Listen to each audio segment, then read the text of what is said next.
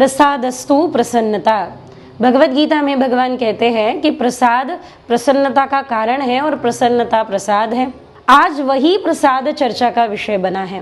News चैनलों पर जगह जगह स्थान स्थान पर तिरुपति के लड्डू प्रसाद की बड़ी चर्चा है। हर घटना को रिएक्ट करने का अपने अपने प्रकार से हर व्यक्ति का एक अंदाज होता है, एक तरीका होता है। एक धर्मपीठ पर बैठने के कारण और यहाँ इस स्थान पर होने के कारण आप सबसे एक निवेदन भी है और आदेश भी है कि जब कोई घटना होती है ना, तो बड़ी कुशलता से ये सरकार उस सरकार पे और उस सरकार ने इस सरकार पे आने के लिए कोई देर ही नहीं लगती। तो हम किस ओर देखें? आगे भी हिंदू सावध हो जाओ कि जब कोई भी घटना होगी तो ये अवश्य देखा जाएगा कि कौन सी सरकार ने कौन सी सरकार पे डाला गया। अभी की सरकार हो चाहे आने वाली कोई भी सरकार हो, एक प्रश्न हिंदू सनातनी वैदिक धर्म को फॉलो करने वाले हर सनातनी जीव का आज एक प्रश्न है कि आप बताइए, जब ऐसी घटना होती है तो हमने किस ओर देखना चाहिए? आप ही बताइए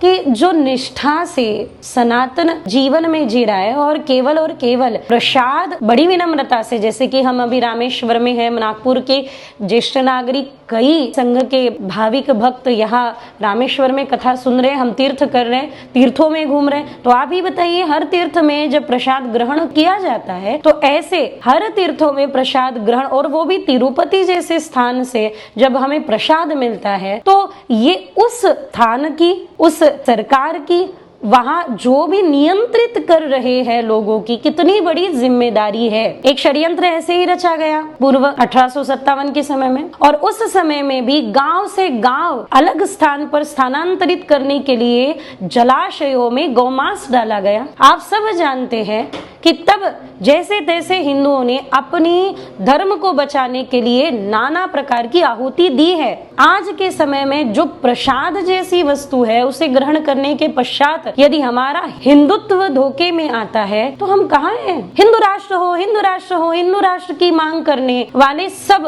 कहाँ होगा हिंदू राष्ट्र? यही होगा, और कहाँ होगा? हिंदुस्तान में ही होगा। पर हिंदू राष्ट्र होने के पूर्व क्या हमारे भीतर हिंदुत्व है? और जिन राज आश्रय में है उन राज आश्रय को हिंदुत्व की रक्षा करने की जिम्मेदारी का भान है? एक बात तो निश्चित है, एक बात तो निहित है कि हमारे मंदिर फ्री हो। स्वतंत्रता व्यक्ति की अपेक्षित करते हैं, पर उसके पूर्व हमारे मंदिरों की स्वतंत्रता अनिवार्य है। जो भी देखे वह जो भी नियंत्रित करता हो वो सत्य सनातन वैदिक परंपरा को फॉलो करने वाला हो, उसको जीने वाला हो। आप सब जानते हैं विदर्भ में तो ऐसे अद्भुत संस्थान है जो संस्थान कितनी निष्ठा से चल रहे हैं। क्यों ना हम उनका आदर्श लें? और मंदिरों में केवल दर्शन परंपरा न हो, मंदिरों में दर्शन परंपरा के साथ साथ हमारे हिंदुत्व के ज्ञान को भी बांटा जाए। एक और ऐसा स्थान हो जहां पे एक वैदिक परंपरा से जीने वाला जीव अपने आने वाले दर्शनार्थियों को सुंदर लाभार्थी बनाए विद्या का, सनातन संस्कृति के ज्ञान का। सोचो, अवश्य सोचो। आवश्यकता है, जिस बात की आवश्यकता है वो बात वही होना और उसी समय होना अनिवार्य है। अवश्य सोचो। जय श्री कृष्ण।